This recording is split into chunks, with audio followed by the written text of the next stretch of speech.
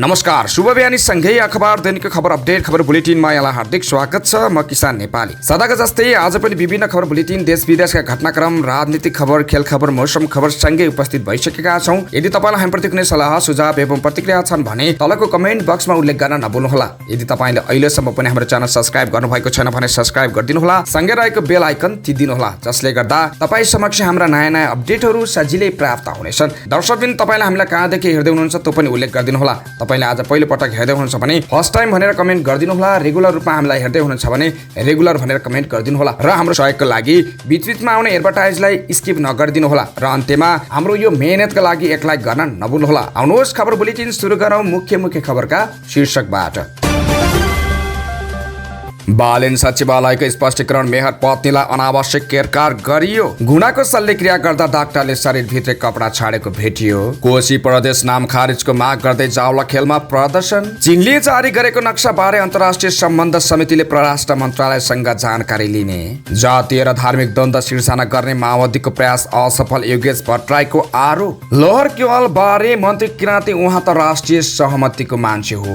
राष्ट्रिय सभाको बैठक आज बस्दै एकमात्र कार्यसूची तय। बाँदरको संख्या घटाउन पर्याय नियोजन गर्नुपर्छ, सभापति राणाको धारणा। कृषि मन्त्रालय अन्तर्गत खारेजी प्रक्रियामा रहेका कार्यालयहरूको बजेट फुकुवा। कोशीका मुख्यमन्त्री विरुद्धको रिटमा सोमबारदेखि पुनः इजलासमा निरन्तर सुनवाई हुने। गणतन्त्रमा जनभावनाको सम्मान गर्ने परिस्थिति निर्माण भए प्रधानमन्त्री प्रचण्डको भनाई। लम्की स्किन प्रभावितलाई राहत दिने सम्बन्धी कार्यविधि पास गर्न ढिलाइ भएकै हो कृषि मन्त्री भुषाल। पाकिस्तानी नागरिक हाईलाई थुना मुक्त गरी स्वदेश पठाउन सर्वोच्चको आदेश। एमाले लुम्बिनी अधिवेशनमा सहमतिको सम्भावना न्यून, मतदान आज।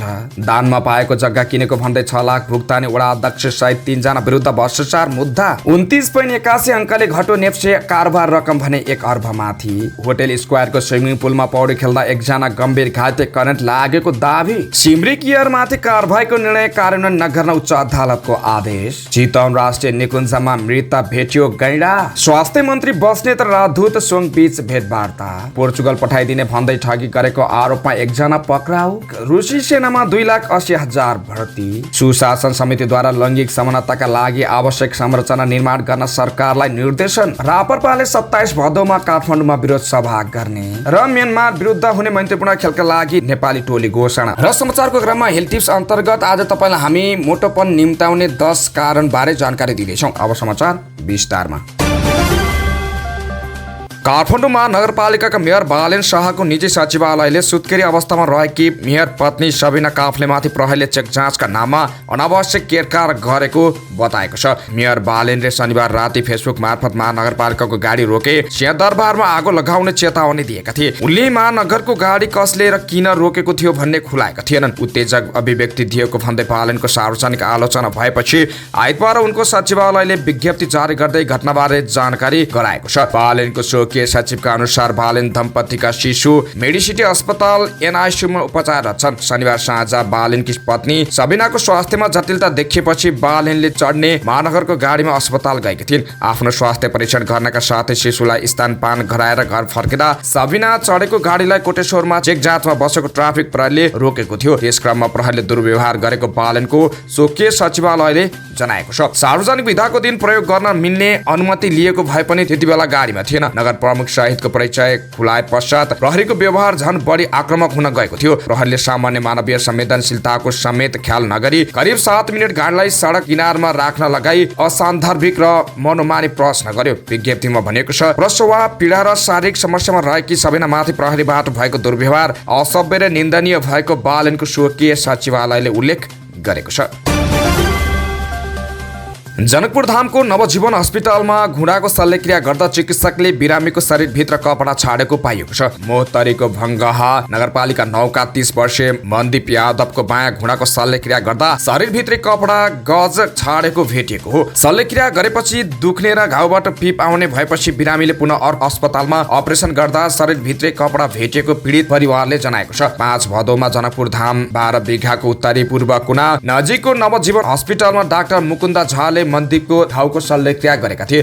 4 साउनमा मोटरसाइकल दुर्घटना भएर चोट लागेपछि सन्दीपले 32 साउनमा Narayan ENT and plastic surgery सेन्टरमा कन्सल्टेन्ट प्लास्टिक रिकन्सल्ट्रिक एवं ह्यान्ड सर्जन डाक्टर मुकुन्द झासँग जाँच गराएका थिए। उनले शल्यक्रिया गरेर घाउ निको हुने आश्वासन दिएर नवजीवन अस्पतालमा भर्ना हुन आग्रह गरे। त्यसै दिन साँझ 4 बजे शल्यक्रिया गरे। 8 वटा टाँका लगाए। 1 सातापछि डिस्चार्ज गरे। शल्यक्रिया र अस्पताल शुल्क गरी 35,000 रुपियाँ लिएको मनदीपका दाइ सन्तोष यादवले बताएका छन्। 2-3 दिन घरमा ड्रेसिङ गर्दा घाउबाट पिप आउन थाल्यो। फोन गर्दा डाक्टर झाले उठाउन छाडेको सन्तोषले बताएका छन्। घुँडा निको नभएपछि 12 भदौमा मनदीप प्रादेशिक अस्पताल जनकपुरमा भर्ना भए। अर्थोपेडिक सर्जन डाक्टर सन्दीप शर्माले पुनः शल्यक्रिया गर्दा घाउमा कपडा भेटिएको हो। अन्यत्र कतै अपरेसन गराउनु भएको थियो तर निरन्तर घाउबाट पिप आयो भन्नुभयो। शंका लागेर टाँका खोले। भित्र केही वस्तु छ जस्तो लाग्यो। उनले भने भित्र गज रहेछ, निकालेर फेरि सरसफाई गरी टाँका लगाइदिएको छु। भित्र छाडिएको वस्तु धेरै दिन ननिकालेको भए घाउ अझै जटिल हुन सक्ने डाक्टर शर्मा बताउँछन्। कोशी प्रदेश नाम खारिजको माग गर्दै ललितपुरमा प्रदर्शन गरिएको छ। आइतबार किराँत याकथुङ चुम्लुङको 35औं स्थापना दिवसको अवसरमा किराँत याकथुङ चुम्लुङ संघीय कार्य समितिले कोशी प्रदेशको नाम खारेजको माग सहित जावला खेलमा प्रदर्शन गरेको हो। उनीहरू प्रदेशको नाम कोशी खारेज गरेर ऐतिहासिक पहिचानको आधारमा लिम्बुवान किराँत कायम गर, नो कोशी प्रदेशको नाम कोशी मान्दैनौ, प्रदेश एकलाई ऐतिहासिक पृष्ठभूमिको आधारमा पुनः नामकरण गर लगायतका नारा ब्यानरमा राखेर प्रदर्शनमा उत्रिएका थिए। प्रदेश सभाले फागुन 17 गते प्रदेशको नाम कोशी राखेको थियो। नेकपा एमाले, नेपाली कांग्रेस, राप्रपाले कोशी नाममा मतदान गरेको थियो। नेकपा एकीकृत समाजवादी र जनता समाजवादी पार्टीले भने किराँत लिम्बुवान सगरमाथा नाम प्रस्ताव गरेको थियो। प्रतिनिधि सभाको अन्तर्राष्ट्रिय सम्बन्ध र पर्यटन समितिले चीनले जारी गरेको नक्सामा परराष्ट्र मन्त्रालयसँग जानकारी लिने भएको छ। आइतबार समिति सभापति राजकिशोर यादवले परराष्ट्र सम्बन्धका पत्रकारसँग छलफल गर्दै चीनले जारी गरेको नक्सा बारे सरकारले गरिरहेको काम बारे जानकारी माग्ने बताएको छन्। चीनले 28 अगस्तमा जारी गरेको नयाँ नक्सामा नेपालको नक्साको चुच्चे भागलाई हटाएको छ। यसबारे शुक्रबार परराष्ट्र मन्त्रालयले विज्ञप्ति जारी गर्दै नेपालको नक्सालाई छिमेकी र अन्तर्राष्ट्रिय समुदायले सम्मान गर्नुपर्ने बताएको थियो। यस्तै आइतबार राष्ट्र मन्त्री एनपी सावरले नक्सा विवादको समस्या कूटनीतिक पहल र वार्ताको माध्यमबाट समाधान गरिने बताएका छन्। समिति सभापतिले भने चीनले नयाँ नक्सा जारी गर्यो, त्यसमा नेपालको नक्साको चुच्चे भाग छैन। यसबारे मन्त्रालयले के गरिरहेको छ हामी जानकारी लिन्छौँ। सभापति यादवले नेपालले चुच्चे नक्सा जारी गर्दा चीनलाई जानकारी गराए नगराएको बारेमा पनि मन्त्रालयसँग जानकारी लिने बताएका छन्।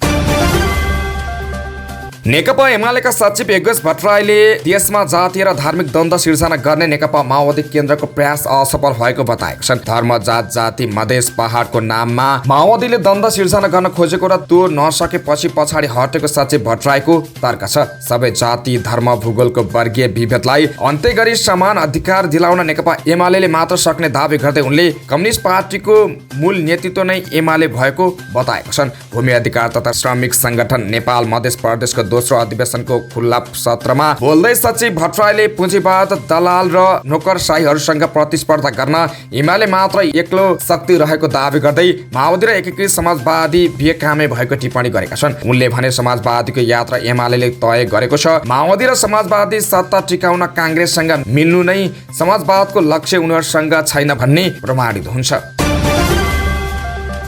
सांस्कृतिक पर्यटन तथा नागरिक उड्डयन मन्त्री सुदान किराँतीले लुम्बिनी विकास कोषको उपाध्यक्षमा नियुक्त लोहर क्याला लामा राष्ट्रिय सहमतिको मान्छे भएको टिप्पणी गरेका छन्।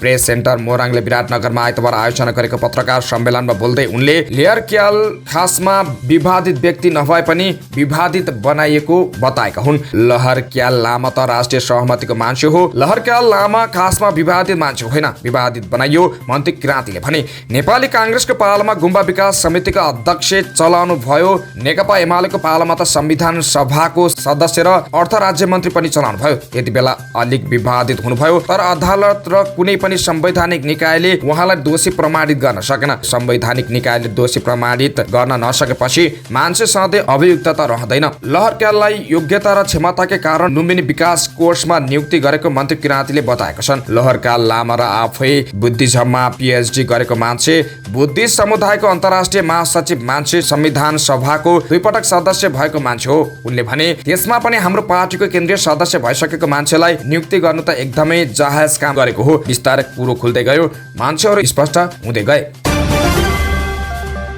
राष्ट्रिय सभाको बैठक सोमबार बस्दैछ। दिउँसो 1 बजेर 1 बजेका लागि तय भएको बैठकका लागि एकमात्र सम्भावित कार्यसूची तय भएको छ। संघीय संसद सचिवालयका महासचिव भरतराज गौतमका अनुसार विधान व्यवस्थापन समितिका सभापति जयन्ती देवी राईले संविधान अनुसार बन्न बाँकी कानूनको अध्ययन प्रतिवेदन 2080 माथि छलफल गरियोस् भन्ने प्रस्ताव प्रस्तुत गर्ने कार्यसूची तय गरिएको हो।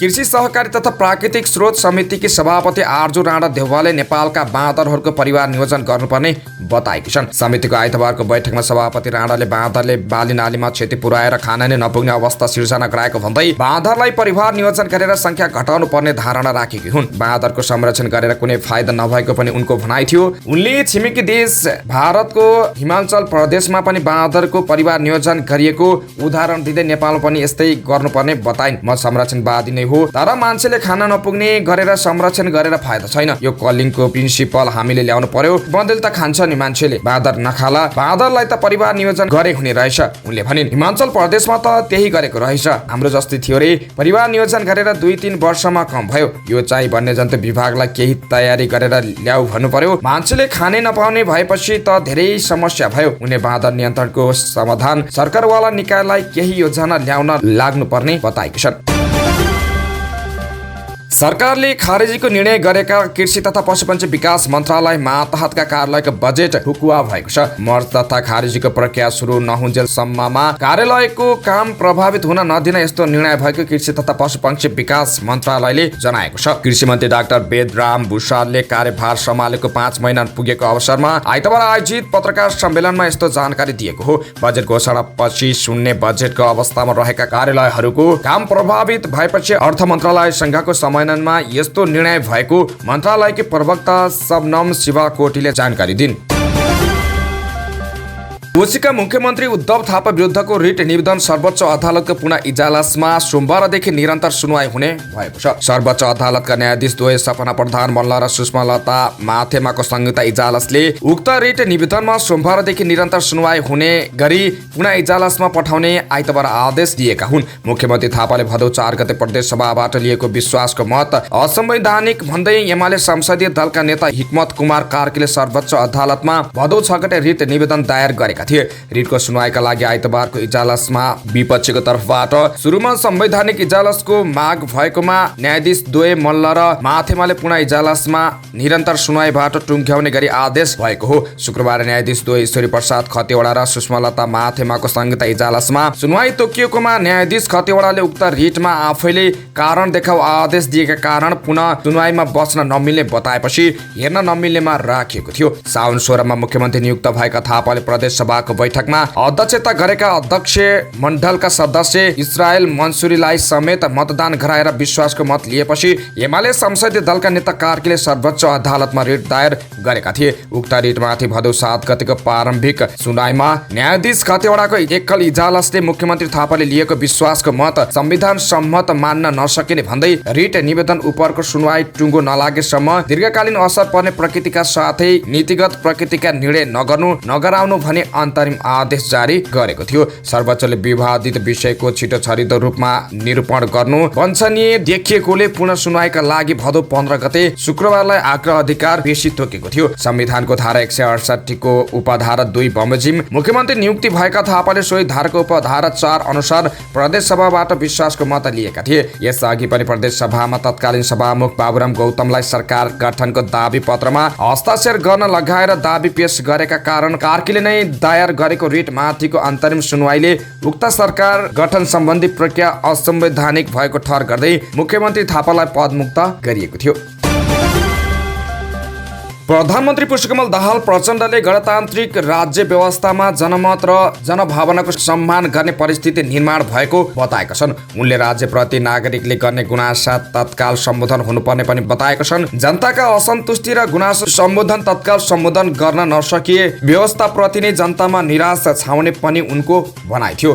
प्रधानमन्त्री दाहाल आइतबार सिंहदरबारमा विगत 12 वर्षदेखि सञ्चालनमा रहेको हेलो सरकारको सेवालाई 24 घण्टा सञ्चालन गर्नका लागि 3 शिफ्टमा विस्तारित एवं सञ्चालन गर्ने कार्यको सुरुवाती कार्यक्रममा उक्त अभिव्यक्ति दिएका हुन्। वर्तमान राज्य प्रणाली प्रति नागरिकहरूको सकारात्मक अपेक्षा स्वाभाविक रूपमा रहेको उनको भनाइ थियो। जनतामा जन्मने गुनासो तथा जिज्ञासाहरूको तत्काल उचित सम्बोधन गर्न सकिएन भने जनता र सरकार बीचको दूरी बढ्दै जाने, राज्य र व्यवस्था प्रति आम जनताको निराशा र असन्तुष्टि चुलिँदै जान सक्ने विषयको बोध गरेर नै मैले सरकारको नेतृत्व लिएको दिनदेखि सुशासन प्रबन्धनको कडीको रूपमा हेलो सरकारलाई थप प्रभावकारी बनाउन संरचनात्मक सुविधाको विषयमा सचिवहरूसँगको बैठकमा मैले दिशानिर्देश गरेको थिएँ। यसैगरी संसदमा पनि मैले हेलो सरकारलाई थप प्रभावकारी बनाउने प्रतिबद्धता जनाएको छु।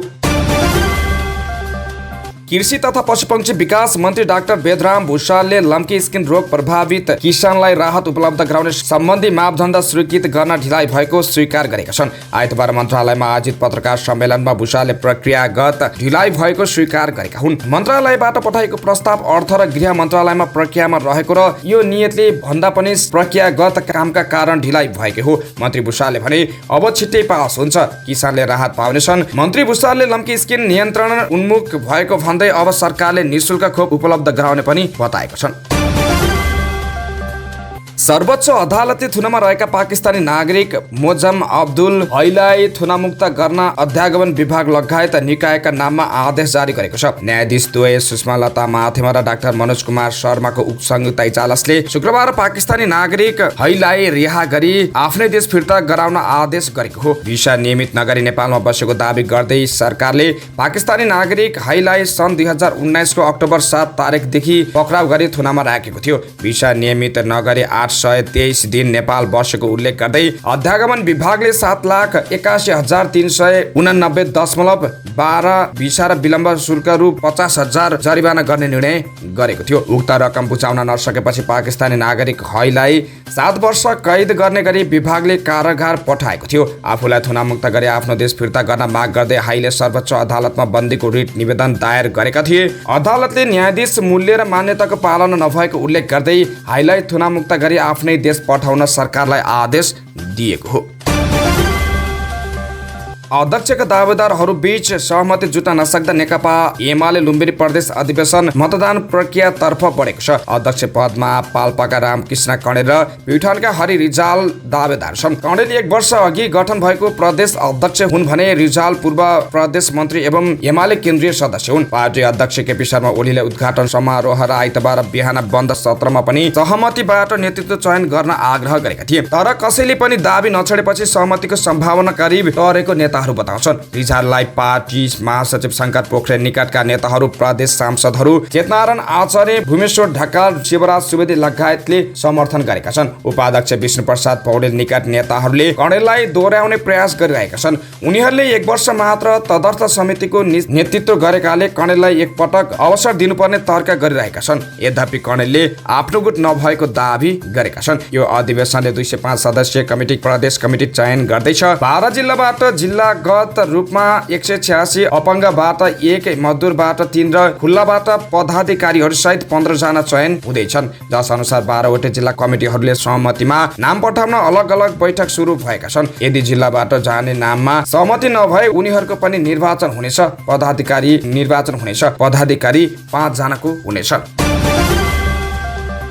दानमा पाएको जग्गा किनेको भनेर गाउँपालिकाबाट रकम भुक्तानी गरेको आरोपमा सोलुखुम्बुको लिखुपिके गाउँपालिकाका तत्कालीन प्रमुख प्रशासकीय अधिकृत राजेन्द्र भण्डारी सहित 3 जना विरुद्ध भ्रष्टाचार मुद्दा दायर भएको छ। अख्तियार दुरुपयोग अनुसन्धान आयोगले दान गरेको जग्गा किनेको भनी 6 लाख रुपियाँ भुक्तानी दिएको आरोपमा भण्डारीसँगै वडा नम्बर 2 का पूर्व वडाध्यक्ष रमेश कुमार बस्नेत र तत्कालीन लेखपाल जीवन सुवेदी विरुद्ध विशेष अदालतमा भ्रष्टाचार मुद्दा दायर गरेको हो। वडा नम्बर 2 को भवन निर्माणका लागि दानपत्र मार्फत निःशुल्क जग्गा प्राप्त गरेपछि त्यस जग्गालाई किनेको भनेर 6 लाख रुपियाँ भुक्तानी दिलाउन उनीहरूको भूमिका देखिएको अख्तियार प्रवक्ता भोला दाहालले जानकारी दिएका छन्। साताको पहिलो कारोबारका दिन आइतबार शेयर बजार परिसूची 29.81 अङ्कले घटेको छ। बजार 1960.78 बिन्दुमा झरेको छ। आइतबार 1.49% बजार ओह्रालो लागेको हो। आइतबार सबै उपसूची राताम्बे देखिए। त्यसमा पनि होटल तथा टुरिज्मका लगानीकर्ताले सर्वाधिक 3.03% गुमाएका छन्। आइतबार 276 धितोपत्रको 37,041 वटा कारोबारबाट 40,43,268 किता शेयर किनबेच भएको छ। यसबाट 1 अर्ब 18 ₹13,18,410 रुपियाँ बराबरको कारोबार भएको छ। आइतबार 3 स्टार हाइड्रो पावरको कारोबार सकारात्मक सर्किट लेभलमा भएको छ। यसको मूल्य 10% वृद्धि भएर 254.10 पुगेको छ। सिक्लेस हाइड्रो, प्राइम डिभेन्चर, बुद्धिभूमि नेपाल हाइड्रो सहितका धितोपत्रको मूल्य समेत बढेको छ। लिबरेटी इनर्जी सिटी होटलको नकारात्मक सर्किट लेभलमा कारोबार भयो। Green venture limited, Kutheli Bukhari small hydro, Samling power hydro सहितका धितोपत्रको भने मूल्य धेरैले घटेको छ। ललितपुर महानगरपालिका वडा नम्बर 3 स्थित होटल स्क्वायरको स्विमिङ पुलमा पौडी खेल्दा एकजना गम्भीर घाइते भएका छन्। बिहिबार दिउँसो 3:30 मान भवन घर भएका सजिल मान साखे पौडी खेल्दै गरेको अवस्थामा घाइते भएका हुन्। सजिल लामनको अहिले नल्खु स्थित मेडिसिटी अस्पतालमा उपचार भइरहेको छ। बाबु पुष्कर मान साखेका अनुसार उनलाई भेन्टिलेटरमा राखिएको छ। पीडित परिवारले स्विमिङ पुलमा करेन्ट फैलिएर 41 वर्षीय सजिल मान घाइते भएको दावी गरेका छन्। होटल प्रतिनिधिहरूले सँग स्विमिङ पुलमा करेन्ट नफैलेको दावी गरेका छन्। पीडित परिवारले यसबारे अनलाइन मार्फत प्रहरी प्रधान कार्यालय अनुसन्धानका लागि निवेदन दिएका छन्। ललितपुरका एसएसपी सिद्धि विक्रम शाहले त्यसबारे अनुसन्धान भइरहेको बताएका छन्। उनले भने घाइतेकी पत्नीले करेन्ट फैलेको दावी गर्नुभएको छ। हामी चिकित्सकहरूसँग के भएको हो भन्ने बारे सम्मेलन गर्दैछौँ। घाइतेको अवस्था गम्भीर छ। सजिल मान परिवारसँग सो होटलमा गएका थिए। होटल सञ्चालकको लापरवाहीले करेन्ट फैलिएको घटनालाई हार्ट एट्याक बनाउन खोजिएको पीडित परिवारले दावी गरेका छन्। उच्च अदालत पाटनले सिमरिक एयर लिमिटेडलाई कारवाही गर्ने नेपाल नागरिक उद्यान प्राधिकरणको निर्णय कार्यान्वयन नगराउन आदेश दिएको छ। प्राधिकरणले कारवाहीको निर्णय गरेपछि सिमरिक एयरका तर्फबाट दायर भएको रिट निवेदनमाथि न्यायाधीश रमेश ढकालको एकल इजलासले प्राधिकरण र प्राधिकरणका महानिर्देशकले गरेको निर्णय र पत्रचार प्रथम दृष्टिमै गैर कानुनी, अवैध र दुरुसायपूर्ण देखिएको ठहर गर्दै भदौ 11 गते यस्तो आदेश दिएको हो। साथै इजलासले विपक्षीलाई 15 दिनभित्र लिखित जवाब पेश गर्न कारण देखाउ आदेश समेत जारी भएको छ। चितवन राष्ट्रिय निकुञ्जभित्र गैंडा मृत भेटिएको छ। खाग र खुर नभेटिएकाले शिकारीले मारेको आशंका गरिएको छ। निकुञ्जका सूचना अधिकारी गणेश प्रसाद तिवारीका अनुसार निकुञ्जको पूर्वी क्षेत्रको खगेन्द्र मल्ली पोस्टको भित्री भागमा पुगेको अवस्थामा गैंडाको हाडखोर भेटिएको हो। गस्ती टोलीले गैंडा भेटेको उहाँले जानकारी दिए। झन्डै 6-7 महिना अगाडि गैंडा मरेको हुन सक्ने आकलन गरिएको छ। हाडखोर मात्रै भेटिएकाले लिङ्ग र उमेर पहिचान हुन सकेको छैन। 2 दिन अघि हाडखोर भेटिएसँगै सो क्षेत्रमा अध्ययन थालिएको छ। तिवारीले भने खाग र खुर नभेटिएकाले शिकारीले मारेको हुन सक्ने आशंका गरिएको छ। गत आर्थिक वर्षमा निकुञ्जमा 22 गैंडा मरेका थिए। तीमध्ये 2 चोरी शिकारीबाट तथा अन्य प्राकृतिक कारणले मरेका हुन्। साउन यता गैंडा मृत भेटिएको यो पहिलो हो। वर्षाको समयमा निकुञ्जमा बाटो बिग्रने भएकाले गाडीबाट गस्ती गर्न सम्भव हुँदैन। यो समयमा हात्ती, साइकल, ढुङ्गा र पैदल गस्ती गर्ने गरिन्छ। यससँगै सुरक्षा निकाय र निकुञ्जका कर्मचारीले 1-2 दिन विभिन्न ठाउँमा पुगेर राति बसेर गस्ती गर्ने गरिन्छ। निकुञ्जभित्र 37 पोस्ट छन्। निकुञ्जका निमित्त प्रमुख राजु घिमिरेका अनुसार ती पोस्टबाट वरपरका क्षेत्रमा गस्ती गर्ने गरिन्छ। कतिपय पोस्टमा नेपाली सेना, निकुञ्जका कर्मचारी र हात्ती छन् भने कतिपयमा सेना र हात्ती मात्र छन्। वर्षातको समय भए पनि गस्तीलाई निरन्तरता दिएको उनले जानकारी दिए। निकुञ्जका सबै भूभागमा निगरानी हुने गरी गस्ती गर्ने कार्य भइरहेको घिमिरेको भनाइ छ। गाडी नचल्दा समेत नियमित गस्ती गर्ने गरिन्छ। स्वास्थ्य तथा जनसङ्ख्या मन्त्री मोहन बहादुर बस्नेत र नेपालका लागि चीनका राजदूत छन छिङ बीच भेटवार्ता भएको छ। प्रधानमन्त्री पुष्पकमल दाहाल प्रचण्डको आगामी चीन भ्रमणलाई मध्यनजर गर्दै उनीहरू बीच हिजो मन्त्रालयमा भेटवार्ता भएको मन्त्री बस्नेतका प्रेस संयोजक रामचन्द्र दुलालले जानकारी दिए। भेटवार्तामा मन्त्री बस्नेतले चीन सरकारबाट तातोपानी नाकालाई व्यवस्थित बनाउने, भक्तपुरमा वीर अस्पताल विस्तार गर्ने लगायत विषयमा कुराकानी गरेका थिए। चीन सरकारले नेपालको स्वास्थ्य क्षेत्रमा गर्दै आएको सहयोगप्रति कृतज्ञता व्यक्त गर्दै मन्त्री बस्नेतले जुम्लाको कर्णाली स्वास्थ्य विज्ञान प्रतिष्ठानको विकासका लागि सहयोगको माग गरेका छन्। उनले देशभर गुणस्तरीय स्वास्थ्य सेवाको विस्तार, स्वास्थ्य संस्थाको भौतिक पूर्वाधार निर्माण, अत्याधुनिक एवं अत्यावश्यक स्वास्थ्य उपकरणका लागि सहयोग माग गरेका छन्। चीन सरकारको आर्थिक र प्राविधिक सहयोग एवं सहकार्य प्रति कृतज्ञ छौं। मन्त्री बस्नेतले भने भक्तपुरको दुवाकोटमा विस्तारका क्रममा रहेको वीर अस्पतालका लागि भौतिक संरचना निर्माणमा सहयोगको अपेक्षा राखेका छौं। राजदूत सोङले चीन सरकारले नेपाललाई उपलब्ध गराउँदै आएको सहयोगलाई निरन्तरता दिने बताएका छन्। पोर्चुगल पठाइदिने भन्दै रकम ठगी गर्ने एकजनालाई प्रहरीले पक्राउ गरेको छ। पक्राउ पर्नेमा प्युठानको मल्ला रानी गाउँपालिका 4 खलङ्गा घर भई हाल काठमाडौँ 26 तामाखुसी बस्ने 28 वर्षीय नवराज खड्का रहेका छन्। उनले वैदेशिक रोजगारका लागि पोर्चुगल पठाइदिने भनेर सन्दीप परियारसँग 3 लाख रुपियाँ लिएर फरार भएका थिए। काठमाडौँ उपत्यका अपराध अनुसन्धान कार्यालयको टोलीले सामाखुसीबाट पक्राउ गरेको हो। पक्राउ परेका उनलाई थप अनुसन्धानका लागि वैदेशिक रोजगार विभाग पठाइएको छ। रुसमा पूर्व राष्ट्रपति तथा सुरक्षा परिषदका अध्यक्ष दिमित्री मेदभेवले बितेका 8 महिनामा रुसी सेनामा 2,80,000 मानिसलाई भर्ती गरेको बताएका छन्। सुदूरपूर्वी टापु सखालिनको भ्रमणमा रहेका पूर्व राष्ट्रपतिले आइतबार उक्त जानकारी दिएका हुन्। युक्रेनको आक्रामक कारबाही 19औं महिनामा चलिरहेका बेला धेरैभन्दा धेरै पुरुषलाई सेनामा आकर्षित गर्ने प्रयास भएको भन्दै उनले केही स्वयंसेवक र जगेडामा रहेका सैनिकलाई रण मैदानमा परिचालन गरेको बताएको छन्। रुसी सेनाले अनलाइन र रुसी सडकमा व्यापक विज्ञापन निकालेर स्वयंसेवक भर्ती गर्न ठूलो प्रचार अभियान पनि सञ्चालन गरेको छ। सन् 2008 देखि 2012 सम्म रुसको नेतृत्व गरेका मेदभदेवले युक्रेन आक्रमणको समर्थन गर्दै आएका छन्।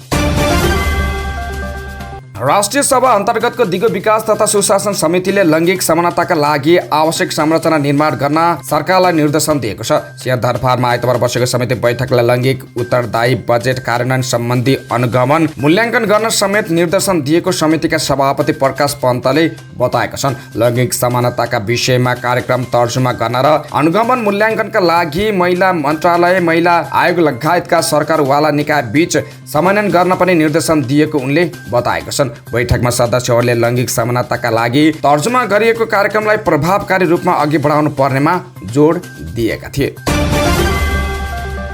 राष्ट्रिय प्रजातन्त्र पार्टीले 27 भदौमा काठमाडौँमा विरोध सभा गर्ने भएको छ। आइतबार बसेको पार्टी पदाधिकारी बैठकले हिन्दुत्वको रक्षा, हिन्दू राष्ट्र राज संस्थाको पुनर्स्थापना, संघीयताको खारेजी र विभिन्न भ्रष्टाचार काण्डको छानबिनको माग गर्दै राप्रपाले विरोध सभा राखेको हो। त्यस्तै आर्थिक सङ्कटमा सरकारको उदासीनता, बढ्दो बेरोजगारी, मूल्यवृद्धि जस्ता विषयमा गम्भीर बन्नका लागि सरकारलाई दबाब दिने उद्देश्यले र्याली र सभा गर्ने निर्णय भएको प्रवक्ता मोहन कुमार श्रेष्ठले जानकारी दिएका छन्। र अन्त्यमा खेल खबर। म्यानमार विरुद्ध हुने 2 अन्तर्राष्ट्रिय महत्त्वपूर्ण खेलका लागि नेपाली राष्ट्रिय पुरुष फुटबल टोलीको घोषणा भएको छ। मुख्य प्रशिक्षक भिन्सेन्जो अल्बर्टो एनेसले आइतबार 23 सदस्यीय टोली घोषणा गरेका हुन्। फिफा विन्डो अन्तर्गत नेपालले म्यानमारसँग सेप्टेम्बर 8 र 11 मा 2 खेल खेल्दैछ। दुवै खेल म्यानमारको यंगुनमा हुनेछ।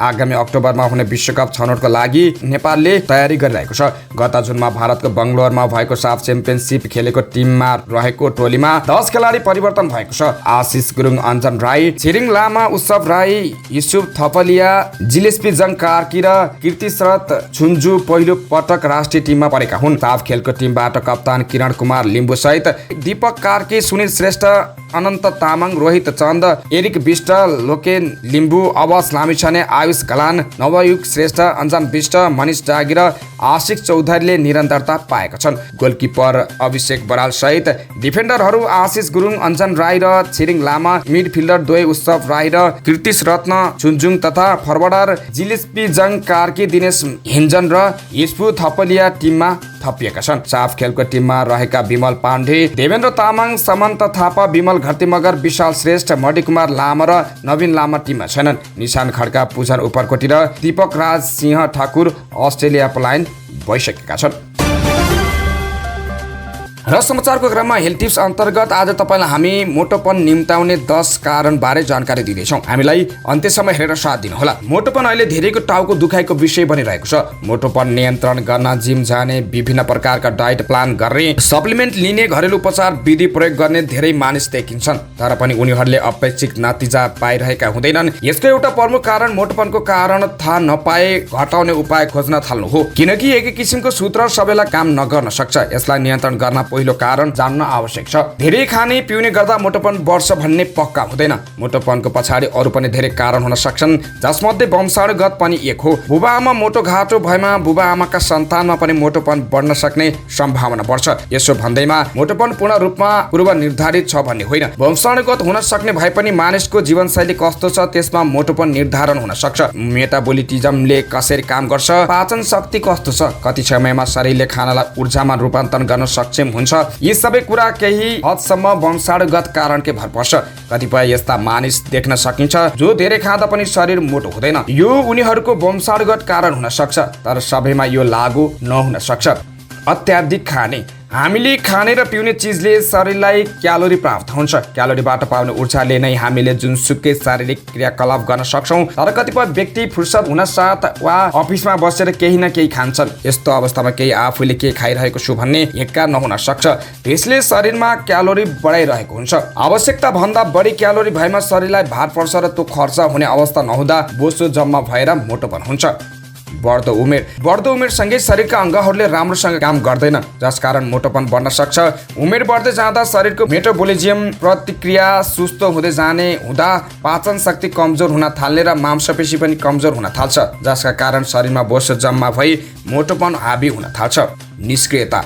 कम शारीरिक गतिविधि पनि मोटोपनको मुख्य कारण हो। खानाबाट प्राप्त क्यालोरी खर्च गर्न शारीरिक गतिविधि आवश्यक छ। टन्न खाने तर कुनै किसिमको शारीरिक गतिविधि वा व्यायाम भएन भने शरीरले खानाबाट प्राप्त क्यालोरी खपत गर्न सक्दैन र त्यो बोसोको रूपमा जम्मा हुन थाल्छ, मोटोपनलाई बढावा दिन्छ। निन्द्राको कमी। निन्द्रामा शरीरलाई आराम मिल्छ, जुन स्वास्थ्यको लागि धेरै महत्त्वपूर्ण हुन्छ। जब पूर्ण निन्द्रा लाग्दैन तब शरीरलाई पनि आराम मिल्दैन, जस शरीरमा विभिन्न किसिमका समस्याहरू आउन थाल्छन्। मोटोपन पनि यो समस्या मध्ये एक हो। प्राप्त निन्द्रा नपुग्दा पाचन शक्ति कमजोर हुन्छ, मेटाबोलिज्म सुस्त हुन थाल्छ, मांसपेशीलाई आराम मिल्दैन र यसले भोक पनि बढाउँछ। यी सबै कारणले गर्दा बिस्तारै मोटोपन बढ्न थाल्छ। धेरै तनाव लिनु पनि मोटोपनको एक कारण हो। तनावका कारण केही जति खाए पनि थाहा नपाउने र केही भने तनाव हुँदा जति खाए पनि थाहा नपाउने हुन सक्छन्। यस्तोमा अत्याधिक खाइरहँदा मोटोपन बढ्न सक्छ। खराब जीवनशैली अर्थात् समयमै नखानु, समयमै नसुत्नु, व्यायाम नगर्नु, कम हिँड्नु, एकै ठाउँमा घन्टौँसम्म बस्नु, गलत उपयोग गर्नु पनि मोटोपनको कारण हुन्। गर्भावस्था पछि कतिपय महिलाको तौल तीव्र रूपमा बढ्छ। यो केही हार्मोनले परिवर्तनको कारण हुन सक्छ। त्यसबेला शरीर कमजोर हुने हुँदा खानेकुरा धेरै मात्रामा खाने र शरीरले आराम पनि गर्नुपर्ने हुँदा मोटोपन बढ्छ। त्यस्तै हाइपोथाइराइडिजमले शरीरको मेटाबोलिज्म कम हुन्छ, जसले गर्दा तौल बढ्छ। यद्यपि थाइराइडको समस्याले सधैँ मोटो निम्त्याउँछ भन्ने होइन, तर केही प्रतिशत जिम्मेवारी भने हुन सक्छ। औषधिको धेरै सेवन। औषधि धेरै खाँदा पनि मोटोपन बढ्छ। कतिपय रोग यस्ता हुन्छन् जसमा औषधि लामो समयसम्म खानुपर्ने हुन्छ। यसले मोटोपन बढ्न सक्छ। विशेष गरी मानसिक स्वास्थ्य समस्या भएका व्यक्तिले नियमित खानुपर्ने औषधिको कारण भोक बढी लाग्छ र कति खाइयो भन्ने हेक्का नहुन सक्छ। गलत खानपिन। फास्ट फुड खानेकुरा, तेलमा तारेका खानेकुरा, मसलेदार खानेकुरा, मिठाई, प्याकेट बन्द खानेकुरा, मदिरा सेवन गर्ने बानीले मोटोपन तीव्र रूपमा बढाउँछ। हवस् त, पेट तथा कलेजो रोग विशेषज्ञ प्राज्ञ डाक्टर विद्यानिधि पौडेलसँगको कुराकानीमा आधारित मोटोपन निम्त्याउने 10 कारण बारे जानकारी यहाँहरू समक्ष प्रस्तुत गर्यौं। कस्तो लाग्यो? जस्तो लाग्छ त्यस्तै सल्लाह सुझाव प्रतिक्रिया दिनुहोला। हवस् त, यिनै खबरसँगै आजलाई अखबार दैनिक सकियो। स्वस्थ, ताजा अनि निष्पक्ष समाचारको लागि हाम्रो च्यानल सब्स्क्राइब गर्न नभुल्नुहोला। बिदा हुन्छौँ, नमस्कार।